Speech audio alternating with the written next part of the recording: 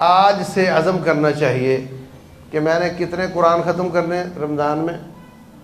کم از کم 3 قرآن، 3 اشروں میں ایک اشرے میں ایک قرآن، اس کا عزم کرنا ہے۔ اس عزم کو پھر ایک دن پہ کاٹنا ہے۔ اگر 10 دنوں میں 30 پارے ہیں تو ایک دن میں 3 پارے ہیں، تو 5 نمازوں میں 3 پارے کتنا کر کے پڑھنے ہیں، یہ آپ نے اپنی مصروفیت کے حساب سے سوچنا ہے۔ جب آپ ایک دن کا کام صحیح کریں گے تو آپ کا 30 دن کا کام بھی صحیح ہو جائے گا۔ اسی طریقے سے راتوں کا قیام، تراویح، یہ پڑھنی ہے، عزم کرنا ہے اس کا۔ اور جو کام ہم کرتے ہیں لوگوں کو افطاری کا، سحری کا، اس میں کیسے ہاتھ بٹانا ہے۔ ایک آدمی کو اللہ نے توفیق دی، وہ جیب سے ڈال دیتا ہے، دوسرے کو توفیق دی وہ اپنے جسم کو استعمال کر کے نیکی لے لیتا ہے۔ ہم نے اس کا بھی پورا پلان بنانا ہے۔ اسلامک اسکالر فضیلت الشیخ مفتی محمد یوسف طیبی حفظہ اللہ تعالی، فاضل مدینہ یونیورسٹی، خطیب مرکز اقصی، جی ٹی روڈ، گجرانوالہ۔ قال اللہ سبحانہ وتعالی وَإِذْ تَأَذَّنَ رَبُّكَ لَيَبْعَثَنَّ عَلَيْهِمْ إِلَى يَوْمِ الْقِيَامَةِ مَنْ يَسُومُهُمْ سُوءَ الْعَذَابِ إِنَّ رَبَّكَ لَسَرِيعُ الْعِقَابِ وَإِنَّهُ لَغَفُورٌ رَحِيمٌ۔ اور جب تیرے رب نے فیصلہ کیا کہ وہ یہودیوں پر قیامت تک ایسے لوگ بھیجتا رہے گا جو ان کو دردناک برا عذاب دیتے رہیں گے۔ قرآن سچا ہے نا، کوئی شک تو نہیں اس میں؟ اس میں یہ آیت موجود ہے، تیرے رب نے فیصلہ کیا کہ اللہ یہودیوں پر ایسے لوگ مسلط کرتا رہے گا قیامت تک جو ان کو بہت برا عذاب دیتے رہیں گے۔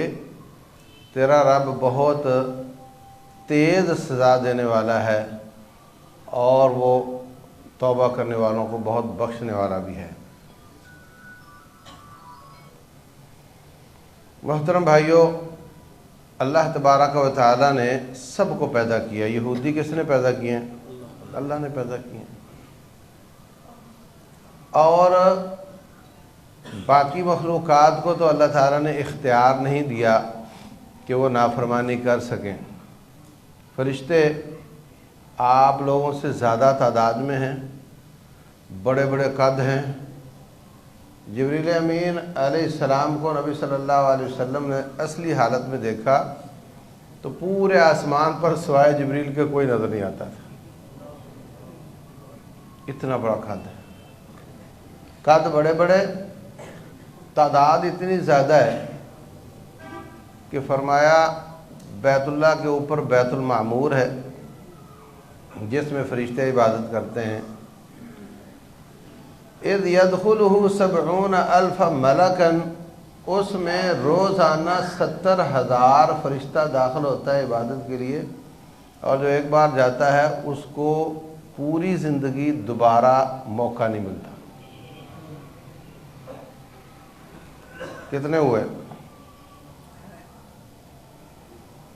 تعداد میں بھی زیادہ، قد بھی بڑے بڑے، طاقتیں اتنی بڑی بڑی ہیں کہ ایک فرشتہ سور میں پھونکے گا 7 زمینوں اور 7 آسمان کی مخلوق تباہ ہو جائے گی۔ لیکن نافرمانی کا اختیار نہیں ان کے پاس۔ لا یعصون اللہ ما امرہم ویفعلون ما یؤمرون، اللہ تعالیٰ جو حکم دیتا ہے کرتے ہیں، ذرا بھی ادھر ادھر نہیں کرتے۔ انسان تعداد میں بھی کم ہے، قد بھی چھوٹے ہیں، عمریں بھی تھوڑی ہیں، طاقت بھی کم ہے، مگر اس کے پاس اختیار ہے کہ اللہ نے اس کو اختیار دیا ہے کہ اذان ہو تو میں تو چاہتا ہوں کہ تو نماز پڑھ، مگر تیرے پاس اختیار ہے کہ تو نہ پڑھنا چاہے تو نہ پڑھ۔ پڑھے گا تو نیکی ملے گی، جنت ملے گی، نہیں پڑھے گا تو سزا ملے گی۔ یہ آپشن ہے تیرے پاس۔ تو یہ آپشن جو استعمال کر کے رب کی نافرمانی کرے گا، وہ مسلمان ہو یا یہودی ہو، عیسائی ہو، اللہ تعالیٰ اس سے ناراض ہوگا۔ واللہ ولی المتقین، اللہ تقوی والوں کا دوست ہوتا ہے۔ اور جو ان اختیارات کو استعمال نہ کرے اور رب کی طاعت اور فرمانبرداری کرے، اللہ تعالیٰ اس کا ساتھ دے گا۔ یہودی بھی آج مسلمان ہو جائیں، طاعت شروع کر دیں، اللہ ان کے ساتھ ہو جائے گا۔ تو اللہ تبارک و تعالی جس کے ساتھ ہوگا وہ جیتے گا۔ اب جیتنے کا طریقہ یہ ہے کہ اللہ کو اپنے ساتھ کر لیں۔ اگر ہم رب کے نافرمان ہو گئے، کبھی آپ نے دیکھا بیٹے کو باپ اس کی پٹائی کر رہا ہوتا ہے، کبھی آپ نے دیکھا بیٹے کو باپ جیل میں ڈلوا دیتا ہے، پولیس والوں کہتا ہے اس کی پٹائی کرو۔ ہے تو باپ، محبت تو بہت ہے، مگر اس کی کرتوتیں اس طرح کی ہیں کہ باپ خود بھی پٹائی کر رہا ہے اور اسے بھی کروا رہا ہے۔ تو جب رب بھی ناراض ہو جاتا ہے تو پھر اپنے ہی ناپسندیدہ لوگوں سے اس کی پٹائی کروا دیتا ہے۔ تو خلاصہ یہ ہے کہ یہودیوں کا مسلمانوں کو شہید کرنا اور ظلم کرنا، اس کی وجہ یہ ہے کہ وہ تو مغضوب علیہم ہیں ہی، فباءوا بغضب من اللہ، وہ تو ہیں جن کو رب نے بندر اور خنزیر بنایا، لیکن ہم ان سے آگے نکل گئے کہ اس نے ان سے ہماری پٹائی کروا دی۔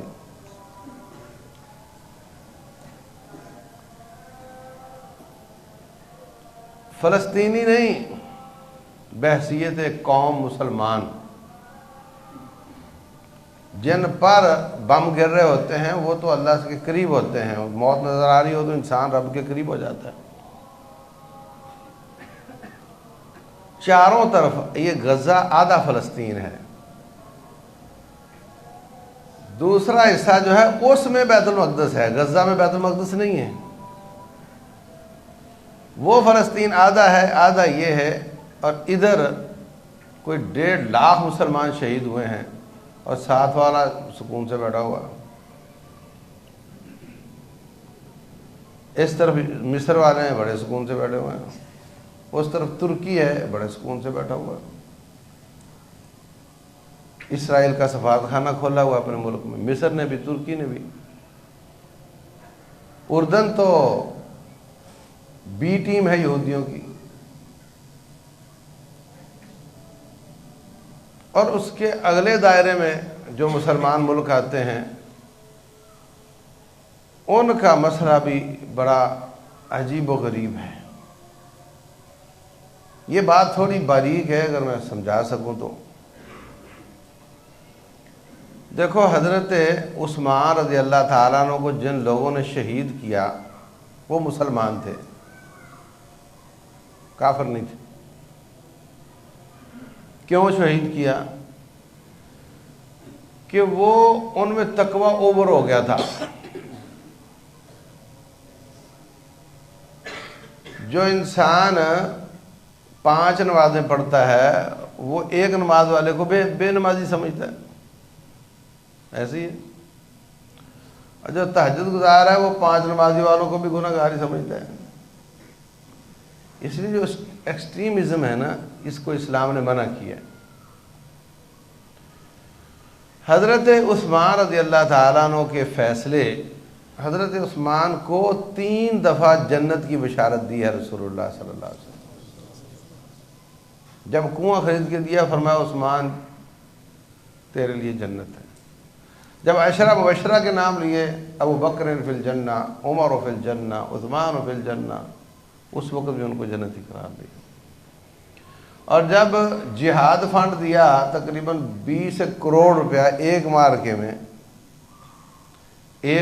میں تبوک کے مارکے میں، تو فرمایا عثمان اس کے بعد تو کوئی نیکی نہ بھی کرے نا، تیرے لیے جنت۔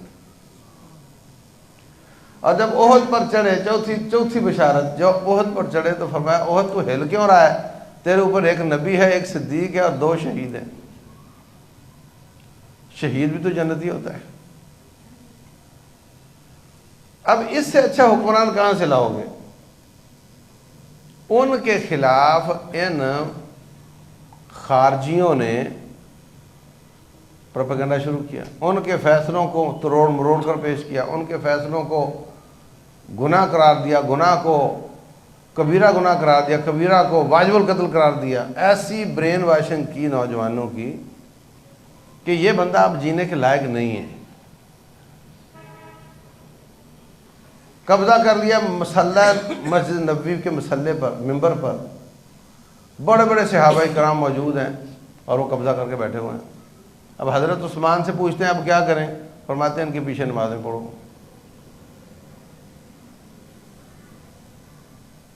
کیونکہ کافر تو نہیں ہے۔ انہوں نے مسلح پہ ممبر پہ قبضہ کیا، نمازیں وہ پڑھاتے تھے۔ حضرت عثمان اپنی فوج کو متحرک کر کے ان کو مار سکتے تھے، آدھی دنیا کا خلیفہ تھا، آدھی دنیا کا خلیفہ تھا، مگر اس سے کیا ہوتا؟ اس سے ہوتا کہ مسجد نبوی میں مسلمان کا خون گرتا، مدینے کی پاک گلیاں جہاں چڑیا مارنا گناہ ہے وہاں مسلمان کرتا۔ حضرت عثمان کہتے تھے کہ یہ کام میں نہیں کروں گا۔ کہتے تھے مجھے رسول اللہ صلی اللہ علیہ وسلم نے بتایا تھا کہ تجھے قتل کیا جائے گا، تو پھر میرے ایک کے قتل ہونے سے اگر گزارا ہوتا ہو تو دو نہیں ہونے چاہیے۔ وہ مجھے قتل کرتے ہیں تو وہ گناہ گار ہوں گے، میں کسی کو نہ کروں۔ حضرت علی اپنے بیٹوں کو بھیجتے تھے جاؤ امیر المومنین کی سیکیورٹی کرو، وہ آگے سے ڈانٹ کے بھگا دیتے تھے۔ وہ کہتے تھے یہ وقت آنا ہے مجھے پتہ ہے، مگر دو نہیں صرف ایک۔ یہاں پہ کسی M N A M P A پر اگر اللہ نہ کرے حملہ ہو تو اکیلا ہی وہ نہیں جاتا، ساتھ کو سیکورٹی گارڈ کو لگے، کسی عوام کو لگے۔ آدھی دنیا کا خلیفہ ہے،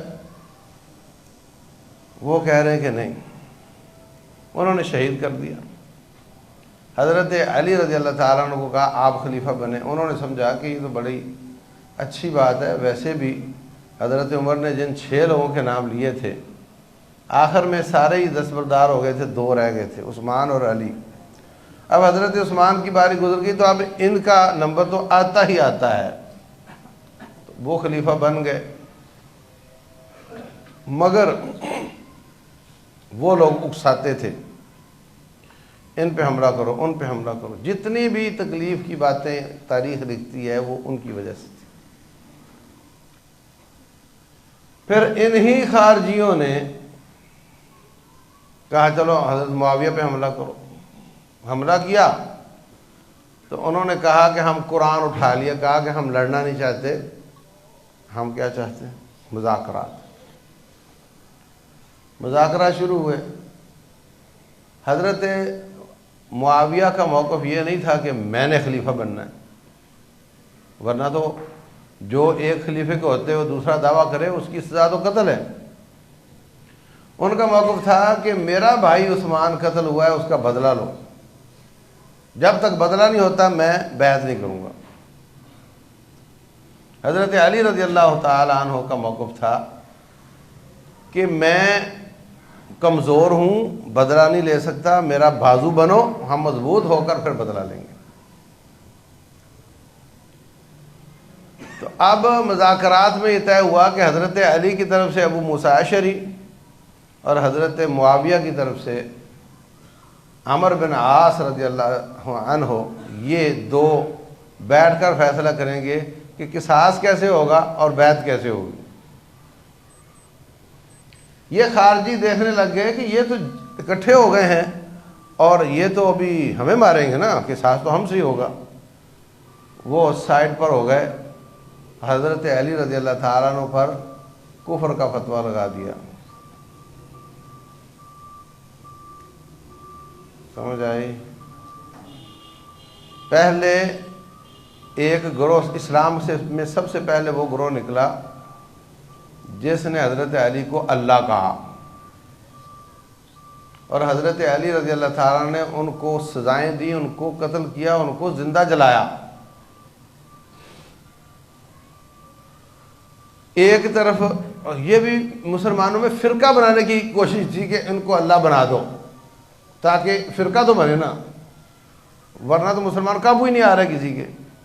عبداللہ بن سبا یہودی کی یہ تحریک تھی، تو سب سے پہلا فرقہ حضرت علی کو اللہ قرار دینے کا، نعوذ باللہ، اور دوسرا فرقہ حضرت علی کو کافر قرار دینے کا، نعوذ باللہ۔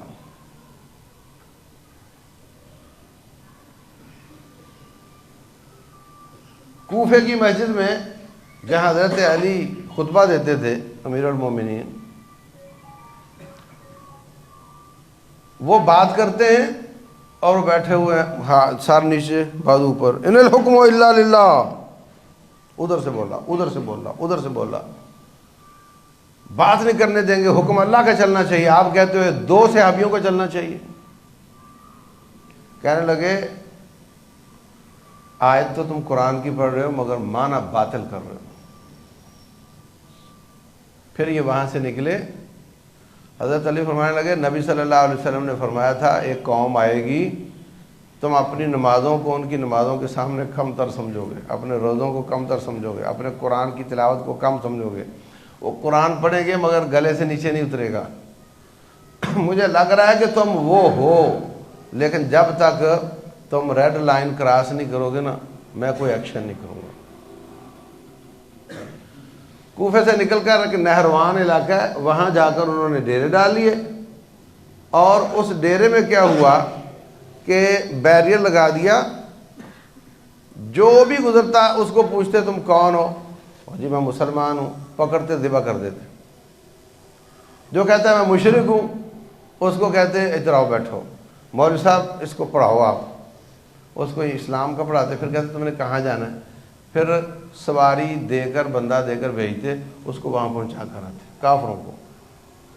نبی صلی اللہ علیہ وسلم نے فرمایا تھا یقتلون اہل الایمان ویترکون اہل الاوثان، وہ مسلمانوں کو قتل کریں گے اور مشرکوں کو معاف کریں گے۔ پہلا فرقہ حضرت علی کو بولو رب کہنے والا، اور دوسرا حضرت علی کو نعوذ باللہ کافر قرار دینے والا۔ یہ 2 فرقے اسلام میں سب سے پہلے نکلے تھے۔ پھر حضرت علی رضی اللہ عنہ نے 2 ڈیلیگیشن بھیجے، عبداللہ بن عباس رضی اللہ عنہ کو بھیجا، انہوں نے سمجھایا، کافی حد تک کئی لوگ واپس آ گئے، بہت تھوڑے رہ گئے، وہ بعد نہیں آئے۔ پھر حضرت علی نے ان کے ساتھ قتال کیا اور خوب قتال کیا، اور ان کی ناشوں کے ڈھیر لگ گئے، باقی بھاگ گئے۔ حضرت علی کہنے لگے نبی صلی اللہ علیہ وسلم نے فرمایا تھا ایک ان میں ایسا ہوگا جس کی کونی پر عورت کے سینے جیسا گوشت ہوگا، جاؤ تلاش کرو۔ وہ تلاش کر کے آئے، کہنے لگے جی کوئی نہیں ملا، کہنے لگے نہیں دوبارہ تلاش کرو۔ تو ایک ناش نیچے دبی ہوئی نکلی، وہ یہاں سے کٹا ہوا تھا، یہ جو حصہ ہے نا اس کے آگے موٹا گوشت، یہاں سے اس کی بازو کٹی ہوئی تھی، اور وہ شکل بن رہی تھی عورت کے سینے جیسے۔ حضرت علی نے رب کا شکر ادا کیا کہ یا اللہ تیرا شکر ہے کہ نشانی مل گئی ہے کہ میں حق پر ہوں۔ یہ ساری بات میں نے آپ کو کیوں بتائی ہے؟ مسلمان حکمرانوں کی غلطیاں، اس کو گناہ قرار دینا، گناہ کو کبیرہ بنا کے واجب القتل کر دینا، حکمرانوں کے خلاف خروج کرنا، یہ قوم جنہوں نے حضرت علی کو بھی شہید کیا، حضرت عثمان کو بھی شہید کیا، اور حضرت معاویہ کی طرف بھی پارٹی بھیجی تھی اور وہ کامیاب نہیں ہوئے، اور حضرت علی کو اللہ قرار دینا، نعوذ باللہ۔ یہی 2 فرقے اس وقت ان سارے ملکوں میں آباد ہیں، جن کی وجہ سے کافر مسلمانوں پہ مسلط ہے اور مسلمان کچھ نہیں کر سک رہے ہیں۔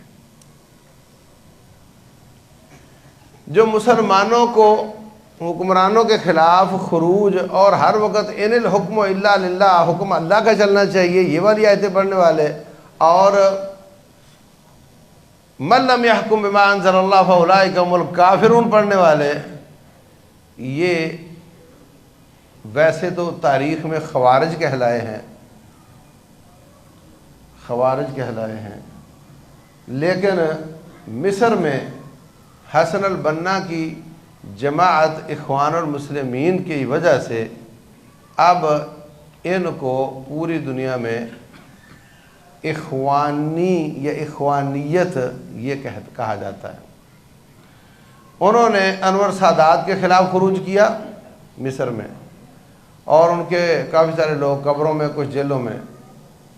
پھر انہوں نے اور 2-4 کوششیں کی، ناکام ہوئی۔ پھر حسنی مبارک کے خلاف کوشش کی، کامیاب ہو گئی۔ تو مرسی آ گیا۔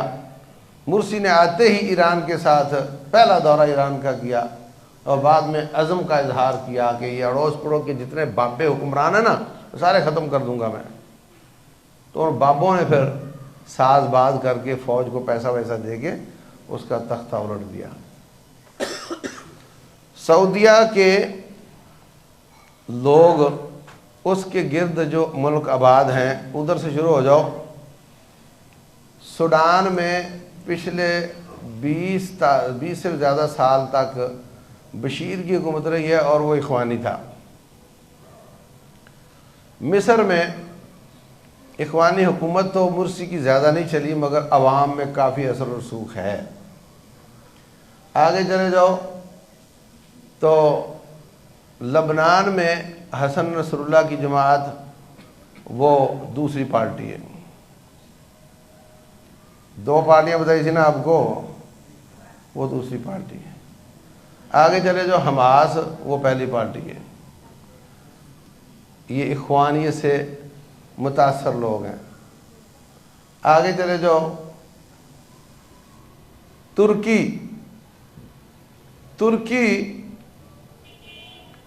لبرلزم سے نکل رہا ہے اور اخوانیت میں پھنس رہا ہے۔ پہلے تو بالکل ہی مادر پدر آزاد تھے نا، دین نہیں ہے، فوج کی حکومت تھی اور دین والی بات کوئی نہیں تھی۔ اب وہ اس سے تو نکل رہے ہیں مگر مسلمانوں کے اس میں پھنس رہے ہیں، اخوانیت میں۔ آگے آ جاؤ وہ جو یہ جارڈن ہے تو وہ تو ان کا تو کوئی کہیں نام ہی نہیں ہے نا، نہ وہ اس میں نہ اس میں، کسی میں بھی نہیں۔ وہاں پہ موساد جو چاہے کر سکتی ہے، کسی قسم کی کوئی پابندی نہیں ہے۔ وہ غیر اعلانیہ طور پر اسرائیل ہے۔ اس کے بعد آ جاتی ہے شام۔ تو شام میں دنیا کا فرعون رہتا تھا، 50 سال حکومت کی اس نے، اور انہوں نے اتنا ظلم مسلمانوں پہ کیا ہے بیان نہیں کر سکتا۔ اور اس کے بعد سعودیہ آ جاتا ہے۔ آگے نکلو تو قطر آ جاتا ہے، یہ اخوانی سوچ سے متاثر ہے۔ امارات یہ بچی ہوئی ہے۔ آگے بحرین آبادی زیادہ شیعہ کی ہے، اور حکمران جو ہیں وہ سعودیہ کے ہم موقف ہیں۔ اس کے فوراً بعد سعودیہ کا مشرقی صوبہ آ جاتا ہے، اس میں آبادی زیادہ شیعہ کی ہے، اکثریت شیعہ کی ہے۔ اس کے بعد آ جاتا ہے مسقط عمان، تو یہ خوارج کی حکومت ہے، 100% خوارج کی ایک قسم ہے، العبادیہ ان کی حکومت ہے، اور تسلط اس پر برطانیہ کا ہے۔ ان کا چیف آف آرمی سٹاف بھی گورا ہے۔ اس کے بعد یمن آ جاتی ہے تو اس میں حوثی آباد ہیں، ٹھیک ہے۔ تو یہ جو 2 فرقے میں نے بتائے تھے نا، وہ یہ 1 2 1 2 1 2 یہی چل رہا ہے۔ ملک عبداللہ جو تھا سعودیہ کا، اس کی ڈاکٹرائن یہ تھی، اس کی جنگی حکمت عملی یہ تھی، امریکہ اس کو یہ کہتا تھا کہ اچھا یہ جو اخوان ہے اس میں جو نمبر 1 کے لوگ ہیں وہ داعش ہیں، اور اس کے بعد تھوڑی گریوٹی کم ہے اخوان کی، اور اس کے بعد آپ کی القاعدہ آ جاتی ہے۔ سب کے سب حکمرانوں کو کافر کہنے والے لوگ ہیں۔ وہاں پہ القاعدہ بہت مضبوط ہے، تو ملک عبداللہ حوثیوں کی مدد کرتا تھا القاعدہ کے خلاف۔ ایسے نہیں ایک دم توپوں ٹینکوں اور میزائلوں کے ساتھ وہ آ گئے۔ اور جب یہ ہمارا بادشاہ آیا سلمان، تو اس نے آتے ہی کہا کہ نہیں نہیں، یہ تو پہلے یہ نمبر یہ ہیں، وہ یہ نمبر جو پہلے 2 فرقے نکلے تھے نا، یہ بیچارے انہی کو پہلا، اس کو دوسرا، اس کو دوسرا، اس کو پہلا کرتے رہتے۔ اس نے اگر کہا نہیں، جو اللہ کو رب کہنے والے ہیں وہ پہلے دشمن ہیں، اور جو حضرت علی کو مطلب اس وقت انہوں نے ان کو کافر قرار دیا تھا، آج جو حکمرانوں کے خلاف کھڑا ہونے کا جراثیم جن میں ہے یہ دوسرے نمبر کے. انہوں نے فوری طور پہ ادھر حوثیوں سے جنگ چھیڑ دی اور ادھر شام میں جنگ چھیڑ دی اور ادھر اس نے قطر کے ساتھ بائیکاٹ کر لیا. وہ پہلے نمبر کے دو، یہ دوسرے نمبر کا. اور یہ جو فلسطین غزہ کے لوگ تھے، چونکہ ان کی سوچ ان سے ملتی تھی، ان کے خرچے سارے کون اٹھاتا تھا؟ بولو، ایران. ان کے زیادہ خرچے کون اٹھاتا تھا؟ ایران اٹھاتا تھا. تو یہ وہ وجہ ہے جس سے پورے علاقے میں سرد موری. پاکستان کی سیاست تو چلتی سعودیہ کے تابع ہے نا. فلسطین کا مسئلہ ہوگا تو سعودیہ کی طرف دیکھے گا پاکستان کہ وہ کیا موقف اختیار کرتا ہے، وہی ہم کریں گے. اور اگر کشمیر کا مسئلہ ہوگا تو پھر پاکستان کا موقف چلے گا. تو یہ وہ مصیبتیں ہیں کہ امریکہ ان سے ڈرا کر سعودیہ پر تسلط بڑھاتا اور ان سے اپنے ایسے کام کرواتا ہے جو آپ کو اچھے نہیں لگتے. یہ بگاڑ ہے سوچ کا. اس سوچ کے بگاڑ کی وجہ سے پورے علاقے میں یہ مصیبت کھڑی ہے. مسلمان کرتے رہے مگر ان کو یہ تھا کہ ہم آگے بڑھیں. پہلی بات تو یہ کہ ہم کیسے بڑھیں. اب پاکستان کیسے بڑھے؟ آپ کہتے ہو پاکستان کی فوج کیوں نہیں کرتی؟ اگر کسی شخص نے 80 لاکھ روپے کی گاڑی بینک سے سود پر لی ہوئی ہو، وہ جہاد کرے گا؟ بولو. تو جو اس کی کیفیت ہے وہی پاکستان ملک کی کیفیت ہے. ایک طرف سے گانا ہو دوسری طرف سے ایسے کریں، ہاں اس طرح ہوتا ہے. اور جو فوج ہے وہ تو ان کے پاس ہے، سعودیہ کے پاس تو وہ چیز ہی نہیں ہے. تو یہ مصیبت ہے. تو کرنے کے کام کیا ہیں؟ اس کا حل کیا ہے؟ اس کا حل یہ ہے کہ ہم اللہ کو وہ بن کر دکھائیں کہ اللہ ہمیں ترجیح دے اور ان ظالموں کو ہم پر مسلط نہ کرے. کرنا اس نے ہے. نمبر 1 تو آپ یہ سمجھو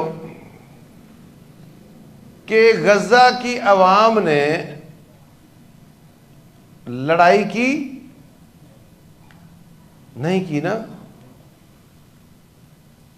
لڑاکوں نے لڑائی کی، مجاہدوں نے لڑائی کی اور تھوڑی سی نہیں کی. ابھی غالباً وہ 6000 مان رہا ہے کہ میرے فوجی مارے گئے ہیں. 6000 فوجی میرے مارے گئے ہیں اسرائیل مان رہا ہے. اور جو تصویریں آ رہی ہیں وہ ہر محلے میں ٹینک تباہ ہوا نظر آتا ہے. وہ آخر کسی نے پھوڑا ہے نا. مطلب بہت شدید لڑائی ہوئی ہے، مزاحمت شدید ہوئی ہے. پہلی بات تو یہ. لیکن جو عوام تھی ان پر تو بم گرے ہیں. وہ خیموں میں گئے تو خیموں پر گرے ہیں، وہ ہسپتالوں میں گئے تو ہسپتالوں پر گرے ہیں. انہوں نے جو اللہ کو بن کر دکھایا ہے وہ ہے صبر کا مجسمہ بن کے دکھایا. مجسمہ صبر بن کے دکھایا. اور اللہ تبارک و تعالیٰ فرماتے ہیں کہ بنی اسرائیل، اچھا دیکھو فرعون کے خلاف بنی اسرائیل نے لڑائی کی تھی. بولو کب کی تھی؟ وہ تو ان کے بچے قتل کرتا رہا. اور بعد میں کیا ہوا؟ وہ بعد میں یہ لے کر ان کو نکلے ہیں تو آگے سمندر آ گیا. اللہ نے سمندر میں راستہ بنا دیا. وہ نکل گئے، پیچھے سے وہ گیا تو پھنس گیا. لڑائی کہاں ہوئی ہے؟ اتنی بڑی موو ہوئی، اتنا بڑا انقلاب آ گیا کہ دنیا میں اپنے آپ کو رب کہلوانے والا تباہ ہو گیا. وَأَوْرَثَكُمْ أَرْضَهُمْ وَدِيَارَهُمْ وَأَمْوَالَهُمْ. ان کے زمین، ان کے باغات، ان کے مال، ان کے محلات کے یہ مالک بن گئے. اتنی بڑی موو ہوئی. انہوں نے کیا ہے؟ انہوں نے کیا کیا ہے؟ بتاؤں کیا کیا ہے؟ اللہ فرماتے ہیں وَأَوْرَثْنَا الْقَوْمَ الَّذِينَ كَانُوا يُسْتَضْعَفُونَ مَشَارِقَ الْأَرْضِ وَمَغَارِبَهَا الَّتِي بَارَكْنَا فِيهَا وَتَمَّتْ كَلِمَةُ رَبِّكَ الْحُسْنَى علی بنی اسرائیل آگے بما صبروا بما صبروا، ہم نے ان کو تباہ کر کے ان کو مالک بنا دیا. کیوں؟ انہوں نے صبر کیا تھا، انہوں نے صبر کیا تھا. یہ صبر کا معنی باندھ دینا، مطلب بھاگنا نہیں ہے، میدان سے ڈٹنا ہے. یہ بھاگے نہیں کہ یار یہاں تو مصیبتیں ہیں ہم کسی اور علاقے میں چلے جاتے ہیں، نہیں، وہیں بیٹھے رہیں، برداشت کرتے رہیں.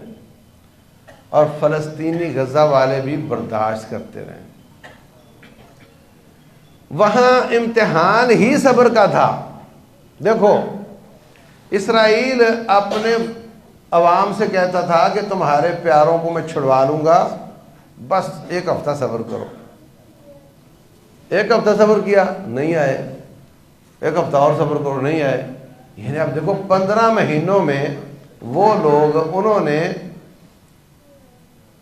اپنے آپ کو بھی بچایا اور ان کے قیدیوں کو بھی محفوظ رکھا، اور ان کو ایسا ماحول دیا کہ جب وہ نکلے تو بڑے فریش تھے. اور یہ کہتا ہے میں نے چپا چپا تباہ کر دیا ہے. تو ان کا کتنا بڑا صبر تھا نا. چھوٹی سی بات ہے، میزائل گر رہے ہیں، بلڈنگیں گر رہی ہیں، بندے مر رہے ہیں، ہسپتال جہاں جائے وہ بھی تباہ ہو رہے ہیں. بہت بڑا صبر تھا نا. انہوں نے بہت بڑا صبر کیا. اور میرے بھائیوں، ان مجاہدوں نے جو سرنگوں میں راتیں گزاری ہیں، اور جو ان کا قائد سنوار قتل ہوا، شہید ہوا انشاءاللہ، اس کی اسرائیلی رپورٹ یہ ہے کہ اس نے 3 دن سے کچھ نہیں کھایا تھا. اس کا ٹیسٹ لیا انہوں نے، کہا اس نے 3 دن سے کچھ نہیں کھایا تھا. اور ان کی جو سرنگیں تھیں اس میں اسرائیل نے پانی ڈالا، کیچڑ ہو گیا، اور لائٹ بھی اندر نہیں ہوتی، اور سیدھا ہو کے بندہ چل بھی نہیں سکتا، اور ٹیڑھا ہو کر کرالیں کر کے چلنا ہے، اور مہینوں کے مہینے، سالوں کے سال نیچے رہنا ہے، اور لائٹ بھی نہیں دیکھنی، اور ساتھ ساتھ نکلنا بھی کہیں کہیں اور لڑنا بھی ہے. یہ بہت بڑا صبر ہے جو انہوں نے کیا ہے. ان کے مجاہدوں نے بہت زیادہ صبر کیا ہے، اور ان کی عوام نے بھی بہت زیادہ صبر کیا ہے. اور اب اللہ تعالیٰ نے ان کو یہ ریوارڈ دیا کہ جو انہوں نے کہا وہ مانا گیا ہے. اب آپ اندازہ لگاؤ، یہ چھوٹی بات نہیں ہے. اسرائیل کا معنی امریکہ ہے کہ نہیں؟ اسرائیل کا معنی امریکہ، ایسے ہی ہے نا. یعنی وہ جو لکھ رہے ہیں کہ یوں ہوگا یوں ہوگا، ان کو ایک ایک لفظ ماننا پڑا ہے، اس لیے کہ بس ہو گئی. اسلحہ ختم، ٹینک تباہ، پیسہ ختم، اور جو تھا نا کہ اتنی دیر بعد میں چھڑوا لوں گا، میں اتنی دیر چھڑوا لوں گا، کچھ بھی نہیں ہو سکا. مایوس ہو کر ان کو ہر بات مجاہدوں کی ماننی پڑی ہے. یہ بہت بڑی ذلت ہوئی ہے ان کی. اور وہ، اگر ہمارا خیال یہ ہے کہ اگر مزید مہینہ کہ یہ نہ ہوتا تو وہ بالکل کسی کام کے نہیں رہ جاتے تھے، وہ اپنے آپ کو بچانے کے قابل بھی نہ رہ جاتے. تو کرنے کا کام یہ ہے کہ صبر کرنا ہے. صبر کا معنی جڑے رہو، ڈٹے رہو، تکلیف پہ صبر کرو. اللہ تبارک و تعالیٰ فرماتے ہیں ان تصبکم حسنۃ تسؤہم، اگر تمہیں کوئی اچھائی پہنچے تو ان کو بہت بری لگتی ہے. وَإِن تُصِبْكُمْ سَيِّئَةٌ يَفْرَحُوا بِهَا، اگر تمہیں کوئی برائی پہنچے تو وہ خوش ہوتے ہیں. اگر تمہیں کوئی اچھائی پہنچے، تمہارا فصل اچھی آ جائے، تمہیں کوئی فتح مل جائے، دشمن بڑا پریشان ہوتا ہے. اور اگر تمہیں کوئی تکلیف آ جائے، دشمن بڑا ہی خوش ہوتا ہے. حالت تو یہ ہے. لیکن وَإِن تَصْبِرُوا، آگے وَتَتَّقُوا، اگر تم ڈٹے رہے. دیکھو نا، انسان میدان ہی چھوڑ جائے تو پھر تو کہانی خراب ہوگی نا. ڈٹے رہے اور رب سے تعلق ٹھیک رکھا. لا یضرکم کیدہم شیئا، دشمن تمہارا کچھ نقصان نہیں کر سکے گا. یہ اللہ تعالیٰ کا وعدہ ہے.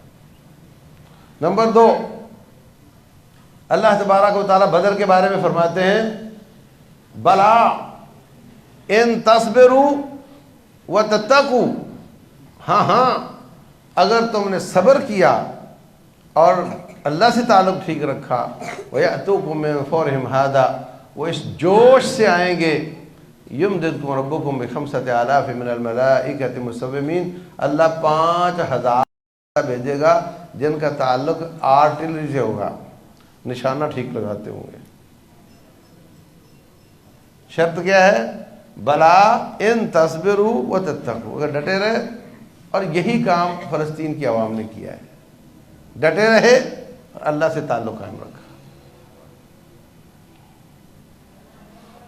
تیسرے مقام پر رب ذوالجلال فرماتے ہیں یوسف علیہ السلام کنویں سے نکلے، جیل سے نکلے، تخت پر بیٹھے، بھائی لوگ آ گئے، ایک چکر لگا، 2 چکر لگے، تیسرے چکر میں حضرت یوسف علیہ السلام، دوسرا تھا تیسرا تھا، کہنے لگے اور تمہیں پتہ ہے تم نے اپنے بھائی یوسف کے ساتھ کیا سلوک کیا تھا؟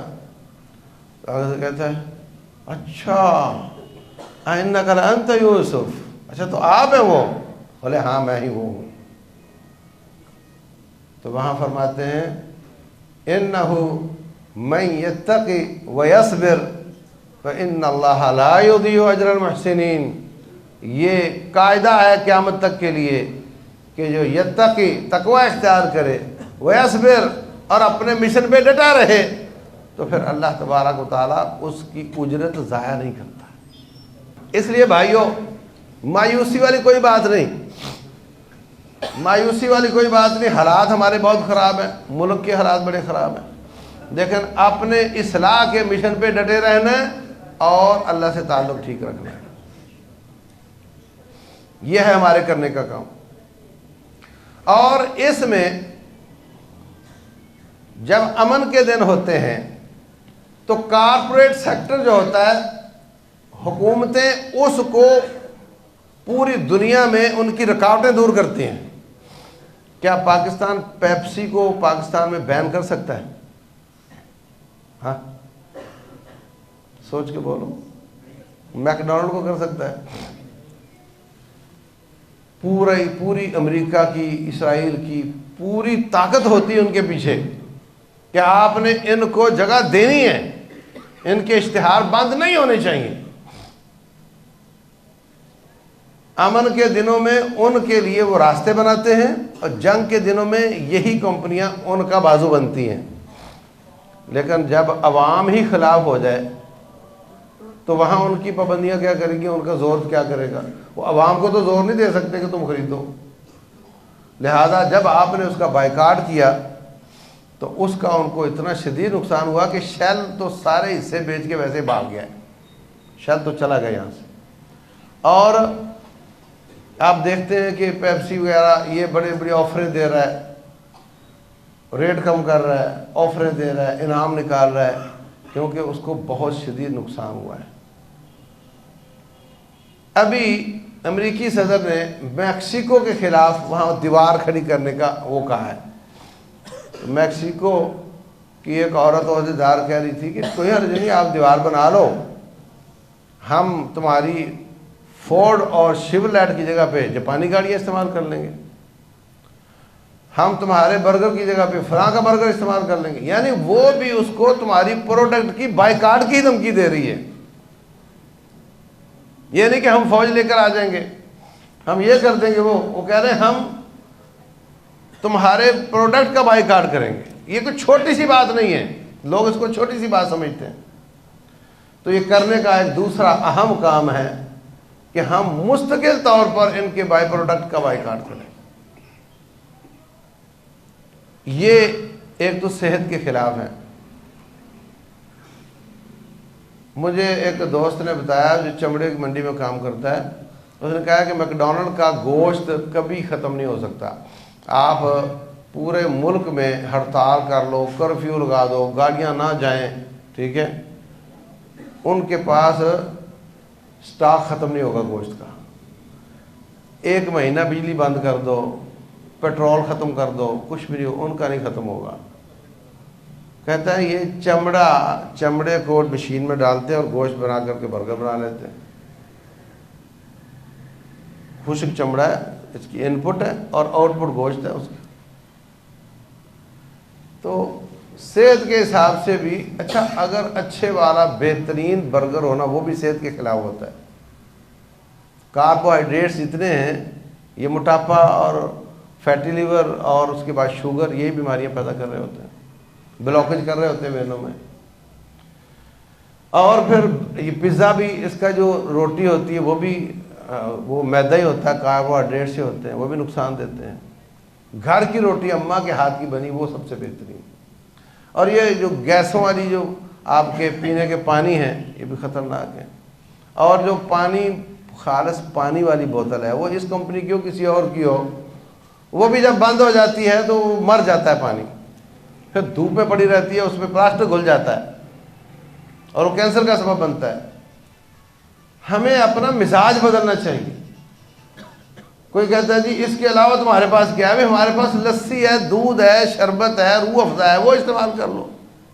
مطلب وہ اپنی جانیں دے رہے ہیں اور تو زبان کی لذت قربان نہیں کر سکتا. تو یہ بھی ایک بہت بڑا کام ہے. میں 100% نہیں کر سکتا کیونکہ پاکستان میں مدارس کے خلاف تو بڑی موو چلتی ہے کہ انہوں نے آج تک کیا کیا. یہ جو خربوں روپے یونیورسٹیوں پہ خرچ ہوتے ہیں، انہوں نے آج تک ہمیں کوئی سبسٹیٹیوٹ نہیں دیا کہ جو ہم مال کافروں سے منگواتے ہیں کوئی یہاں بننا شروع ہو جائے. ہاتھ پہ ہاتھ رکھ کے بیٹھے ہوئے ہیں.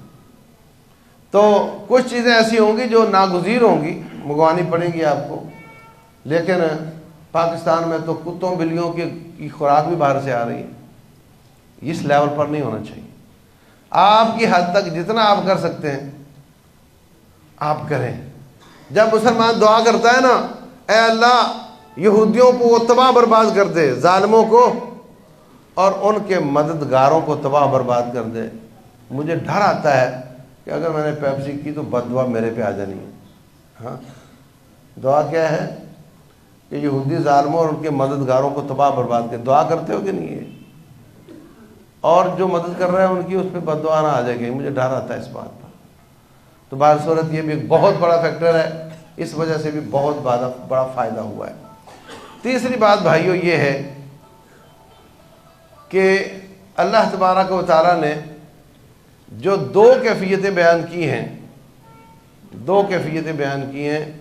ایک یا آپ جہاد پر ہوں گے یا آپ انتظار پہ ہوں گے. منہم من قضا نحبہ ومنہم من ینتظر. دو کیفیتیں مومن کی ہوتی ہے، تیسری نہیں ہوتی. تو رسول اللہ صلی اللہ علیہ وسلم فرماتے ہیں من لم یغزو ولم یحدث نفسہ بہ، جو ان دو کے بعد تیسری کیفیت میں گیا وہ کسی نفاق کے شعبے میں مرے گا. یا وہ غزوہ کرے گا یا دل میں عزم رکھے گا. اگر وہ عزم بھی نہیں رکھتا اور غزوہ بھی نہیں کرتا، وہ نفاق کے کسی حصے پہ مرے گا. تو ہمیں ان دو کیفیتوں سے باہر نہیں جانا چاہیے. ہمیں اپنے جسم مضبوط رکھنے چاہیے، ہمیں واک کرنی چاہیے، اور نیت یہ ہو کہ میں ان دو کیفیتوں میں سے ایک میں ہوں. میں انتظار میں ہوں، میری کسی وقت باری آ سکتی ہے. اس نیت کے ساتھ آپ کی واک بھی عبادت بن جائے گی. تو ہمیں مینٹلی، نفسیاتی طور پہ، علمی طور پہ اور جسمانی طور پہ یا جہاد پہ جانا اور یا جہاد کے انتظار میں بیٹھنا ہے. ملک کو کسی وقت ہماری ضرورت پڑ سکتی ہے اور ہمیں یہ کام کرنا ہے. تو ہمیں یہ بھی کرنا ہے ساتھ ساتھ کہ ہم ان دو کیفیتوں میں سے تیسری میں نہ جائیں. اور جو بربادی ان ملکوں میں آئی ہے وہ بتایا تھا میں نے کہ حضرت علی رضی اللہ تعالیٰ عنہ کو اللہ کہنے والے، رب کہنے والے، ان سے مدد مانگنے والے، اور ان کو نعوذ باللہ اس وقت ان کو کافر کہتے تھے، اب حکمرانوں کو کافر کہتے ہیں. یہ جو تکفیری اور خارجی سوچ ہے، اس سے اپنے بچوں کو بچانے کی کوشش کرنی چاہیے. اور جو انتہا پسندی والی سوچ حضرت علی رضی اللہ تعالیٰ عنہ کے بارے میں، وہ اس سے بھی اپنے بچوں کو بچا کر اعتدال والی سوچ پہ رکھنا. یہ ایک بنیادی مصیبت ہے جس وجہ سے پوری دنیا میں سراسیمگی کا عالم ہے، اور کافر ایک دوسرے سے ڈرا کر کے ان کو غلام بنا کر بیٹھا ہوا ہے. ابھی پچھلے دنوں سعودیہ کا سفارت خانہ ادھر ایران میں کھلا تو کئی لوگوں کو بہت پریشانی ہوئی اس بات کی کہ یہ کیا ہوا۔ حقیقت میں یہ پاکستان کی کوششیں بھی ہیں کہ کسی طرح وہ یہ والی اندر کی گرمی کم ہو اور وہ ایک دوسرے سے ڈرا کر جو امریکہ کام نکال رہا ہے وہ ختم ہو اور اس کے داؤ پہ سے مسلمان باہر آئیں۔ تو میرے عزیز بھائیوں، کراچی کا ایک نوجوان کراچی یونیورسٹی میں پڑھتا تھا، اچانک غائب ہو گیا۔ میسج اس کا آیا کہ میرا انتظار نہ کرنا۔ اس کا باپ عالم دین ہے، مسجد کا امام خطیب ہے، وہ ہمارے پاس آیا۔ ہم نے کہا جو ہمارے پاس تو نہیں آیا، رو رہا تھا آنسوؤں کے ساتھ۔ اتفاق ہوا کہ وہ ہفتہ 10 دن کے بعد واپس آ گیا۔ اس کو پوچھا گیا، کہنے لگا کچھ لوگ آئے تھے، انہوں نے وانا وزیرستان اور ادھر ادھر کے مجھے ویڈیو دکھائی ہیں اور مجھے غصہ آیا بہت زیادہ۔ تو میں نے کہا کہ یہ تو پھر سارے حکمران ہی ذبح کے لائق ہیں، ہاں فوج بھی، پولیس بھی اور سارے ہی، تو یہ کام تو میں کروں گا۔ بولے آ جا۔ لاہور کے ایک پوش ایریے میں ایک بلڈنگ میں مجھے لے گئے تو وہاں پہ مزید دکھائیں تو میں تو بالکل پھٹنے کے لیے تیار ہو گیا، لیکن ابھی میری باری نہیں تھی، باری اور لوگوں کی تھی۔ تو پھر میں کہتا ہے کہ کچھ سودا سرف لینے دکان پر گیا، معلوم نہیں میرے دل میں کیا آیا کہ یار یہ بلڈنگ ہے، اس میں واپس جاؤں گا تو میں مارا جاؤں گا۔ وہاں سے میں بھاگ آیا ہوں۔ اب اندازہ لگاؤ کہ یہ یونیورسٹیوں میں کیا ہو رہا ہے۔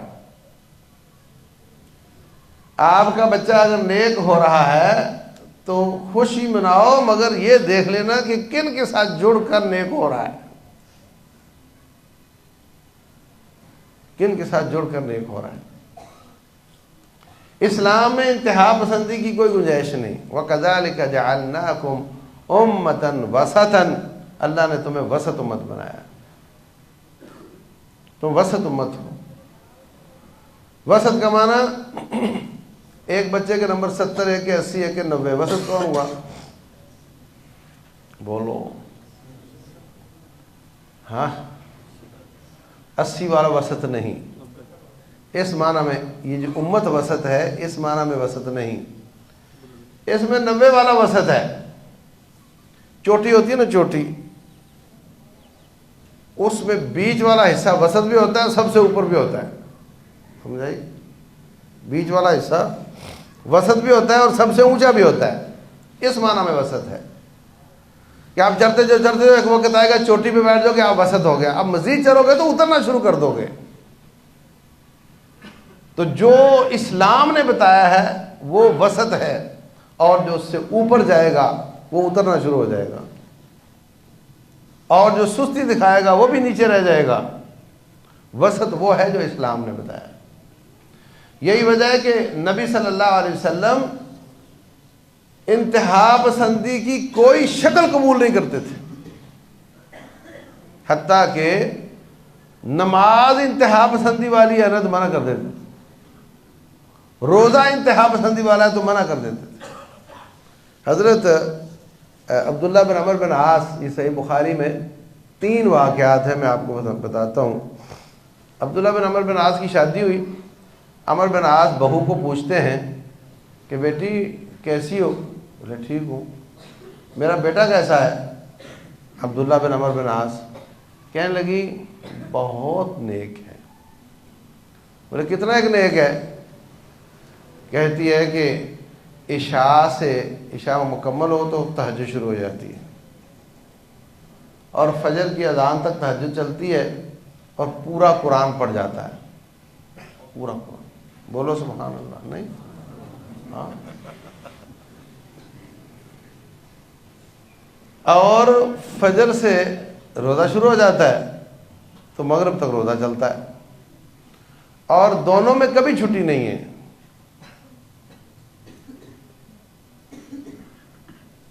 تو حضرت عمر بن عاص تو پریشان ہو گئے، جا کر شکایت کر دی۔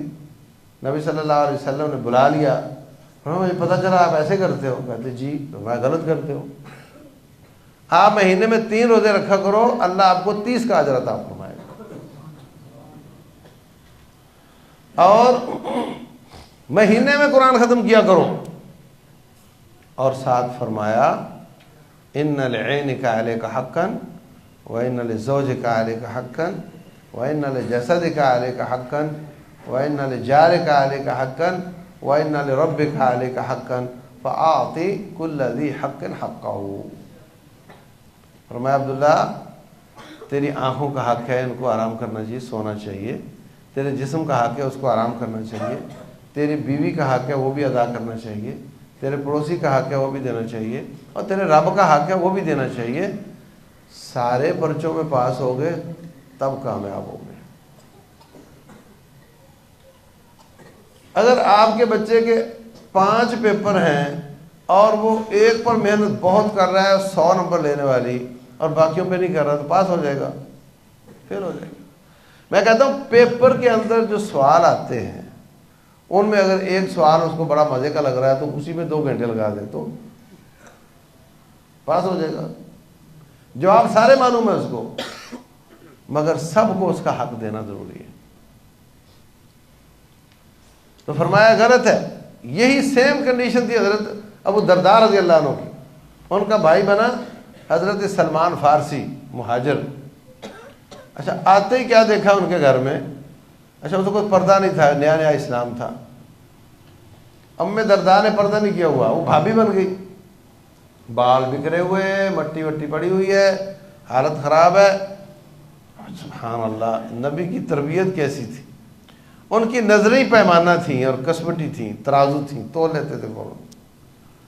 کہتے بھابھی یہ تو نے کیا شکل بنائی ہوئی ہے؟ جس کا شوہر گھر میں ہو اس کی شکل یہ ہوتی ہے۔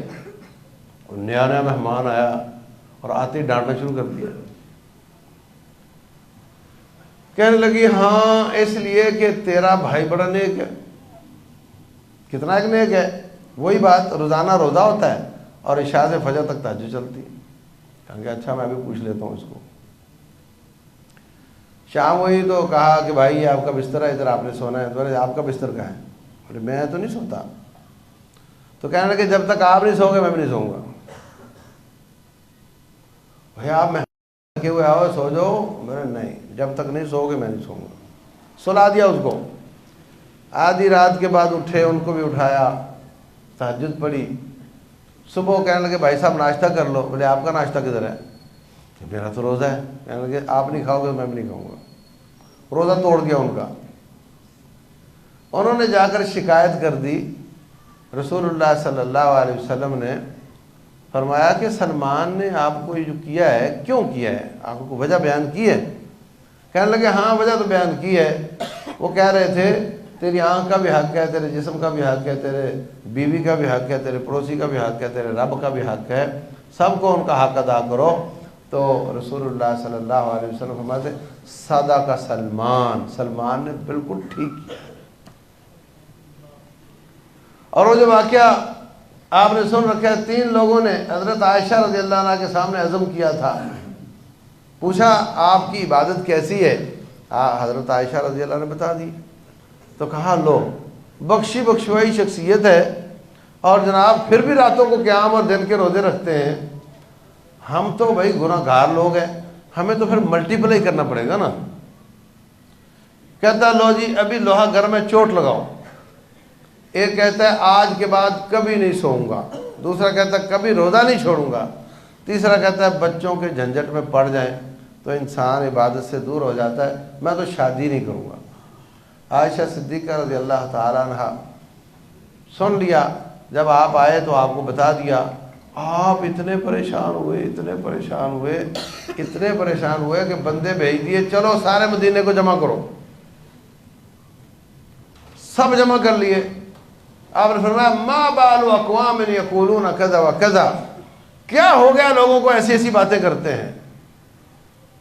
اما انی اخشاکم و اتقاکم للہ، اتقاکم و اخشاکم للہ، میں تم میں سب سے زیادہ متقی ہوں، سب سے زیادہ اللہ سے ڈرنے والا ہوں، اس کے باوجود روزے رکھتا بھی ہوں، چھوڑ بھی دیتا ہوں، نکاح کرتا بھی ہوں اور راتوں کا قیام بھی کرتا ہوں، سو بھی جاتا ہوں، جو میرے طریقے سے آگے بڑھے گا وہ ہم سے نہیں.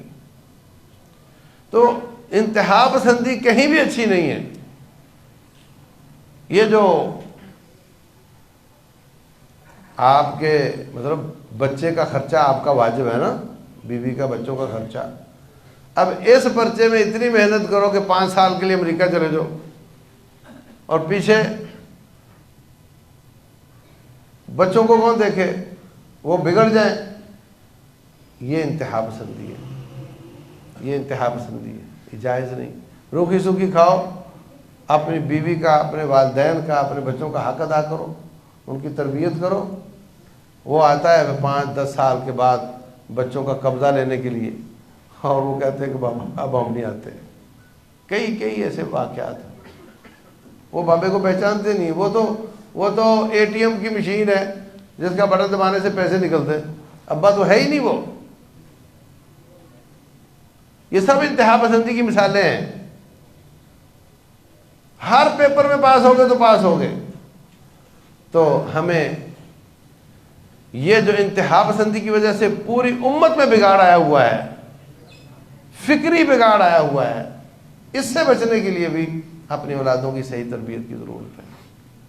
ان میں رہ کر ان کی سوچ کی تربیت، ان کی دین کی تربیت. ہمارا بچہ اگر انگریزی ٹھیک بولتا ہے تو ہم کہتے ہیں وہ ٹھیک جا رہا ہے، بس. اس کو ابے کا جنازہ پڑھنا نہیں آتا، ہاں،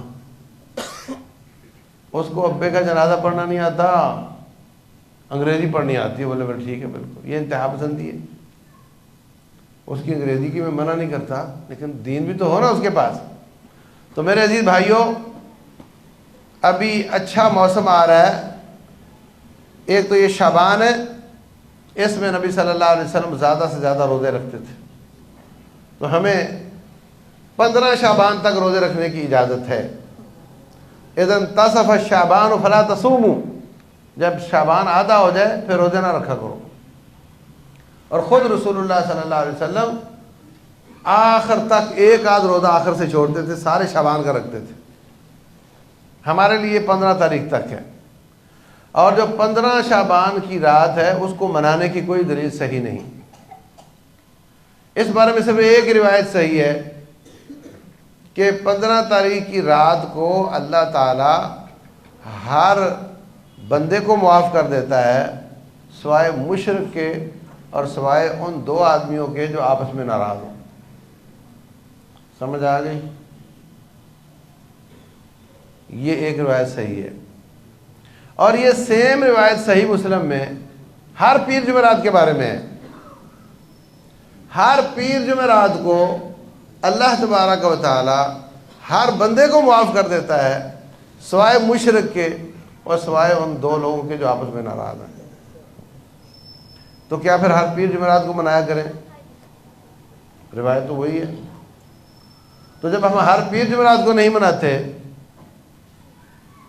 تو پھر اسی طرح 15 شعبان کی منانے کا کیا جواز ہے؟ رہا اس کے شب برات ہونے کا تو کوئی اس کی دلیل نہیں ہے. بلکہ سورہ دخان کے شروع میں اللہ فرماتے ہیں کہ انا انزلناہ فی لیلۃ مبارکۃ انا کنا منذرین فیہا یفرق کل امر حکیم. اس کو ہم نے مبارک رات میں نازل کیا ہے اور اس میں فیصلے کیے جاتے ہیں. تو شب برات لیلۃ القدر ہے جس میں قرآن نازل ہوا. 15 شعبان والی کے بارے میں منانے کی یا اس کی فضیلت کی کوئی اور روایت صحیح نہیں ہے. تیسری بات یہ ہے کہ اس کے بعد رمضان آ رہا ہے. ہمیں آج سے عزم کرنا چاہیے کہ میں نے کتنے قرآن ختم کرنے رمضان میں. کم از کم 3 قرآن 3 اشروں میں ایک اشرے میں ایک قرآن، اس کا عزم کرنا ہے. اس عزم کو پھر ایک دن پہ کاٹنا ہے. اگر 10 دنوں میں 30 پارے ہیں تو ایک دن میں 3 پارے ہیں، تو 5 نمازوں میں 3 پارے کتنا کر کے پڑھنے ہیں. یہ آپ نے اپنی مصروفیت کے حساب سے سوچنا ہے. جب آپ ایک دن کا کام صحیح کریں گے تو آپ کا 30 دن کا کام بھی صحیح ہو جائے گا. اسی طریقے سے راتوں کا قیام، تراویح یہ پڑھنی ہے، عزم کرنا ہے اس کا. اور جو کام ہم کرتے ہیں لوگوں کو افطاری کا سحری کا اس میں کیسے ہاتھ بٹانا ہے. ایک آدمی کو اللہ نے توفیق دی وہ جیب سے ڈال دیتا ہے, دوسرے کو توفیق دی وہ اپنے جسم کو استعمال کر کے نیکی لے لیتا ہے. ہم نے اس کا بھی پورا پلان بنانا ہے. کچھ مزدور لوگ ہوتے ہیں وہ کہتے ہیں جی ہم مزدور لوگ ہیں, ہم سے روزہ نہیں رکھا جاتا. عہد نبوت میں بھی لوگ مزدوریاں کرتے تھے, لیکن جو ٹھیکیدار ہے وہ تو کچھ کام صبح کر لے کچھ شام کو کر لے, اس کو تو اپنا کام ہے, وہ دوپہر کو نہ کام کرے مگر روزہ نہ چھوڑے. اور جو مزدور آدمی ہے اس کو چاہیے کہ سارا سال 2,000 روپیہ مہینے سے بچاتا رہے اور اتنے پیسے جمع کر لے کہ رمضان میں اگر آدھا دن کام کرے, تھوڑی کمائی کر لے اور جو بچایا ہوا استعمال کر لے. مگر یہ اسلام کا پلر ہے, 5 ارکان میں سے ایک رکن ہے. اس کو یہ کہہ کر نہیں چھوڑا جا سکتا کہ میں مزدور ہوں جی, میں مزدور ہوں, اس طرح نہیں ہوتا. تو ہمیں اس کی پوری تیاری کرنی چاہیے, پورا عزم رکھنا چاہیے. رمضان کا ہماری زندگی میں آ جانا یہ کوئی چھوٹی بات نہیں ہے. رسول اللہ صلی اللہ علیہ وسلم کا ایک ساتھی, یہ ابن ماجہ کی حدیث ہے, وہ 1 سال پہلے شہید ہوا مارکے میں. دوسرا ساتھی اس کا بھائی, وہ 1 سال بعد 4 پائی پہ نہیں بلکہ 1 سال بعد 4 پائی پہ فوت ہوا. تیسرا آدمی ان دونوں کو خواب میں دیکھتا ہے کہ جو 4 پائی پہ فوت ہوا ہے اس کا مقام جنت میں تھوڑا اوپر ہے اور جو شہید ہوا ہے اس کا مقام تھوڑا کم ہے. حیران ہوتا ہے. رسول اللہ صلی اللہ علیہ وسلم یہ نہیں فرماتے کہ خواب کی بات ہے اس میں کیا ہے, حقیقت تھوڑی ہے, بلکہ آپ نے فرمایا کہ 1 سال اس کو نیکیاں کرنے کا موقع ملا اور اس میں رمضان آیا اور اس نے روزے رکھے, راتوں کا قیام کیا, اس وجہ سے اللہ نے اس کا مقام زیادہ کر دیا. تو رمضان کا آنا کوئی چھوٹی بات نہیں ہے. اور رسول اللہ صلی اللہ علیہ وسلم فرماتے ہیں من طلب الشہادۃ بصدق بلغہ اللہ منازل الشہداء, جو سچے دل سے شہادت مانگتا ہے اللہ اس کو شہادت کا مرتبہ دے دیتا ہے.